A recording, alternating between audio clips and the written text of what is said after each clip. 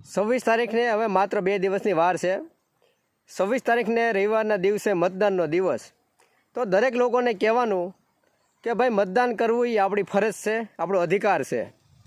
પછી ભલે તમને કોઈ પણ પક્ષના તમે મતદાન કરો, પછી ભાજપ હોય, કોંગ્રેસ હોય કે આપ હોય, પણ મતદાન અવશ્ય કરવું।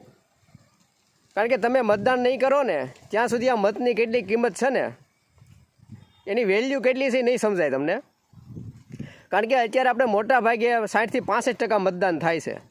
જ્યારે 100% મતદાન થશે ને ત્યારે જ ખબર પડશે કે આ વોટરની તાકાત કેટલી છે, આ મતની તાકાત કેટલી છે।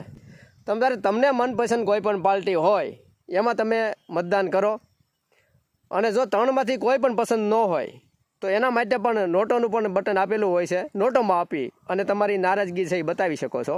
મતદાન કરવું ને એ આપણી ફરજ છે, એટલે ફરજના ભાગરૂપે એકદાન મતદાન કરવા અવશ્ય જવું, પણ ચૂકતા નહીં મિત્રો। મતદાન કરવું ને એ આપણી જવાબદારી છે। કારણ કે મતદાનના ન કરવાના કારણે અનેક એવા લોકો પણ છૂટાઈ જતા હોય છે કે જે એની પાત્રતાને લાયક નથી હોતા। એટલે જ્યારે 100% મતદાન થશે ને ક્રાંતિ જોવા મળશે। જય જવાન જય કિસાન મિત્રો।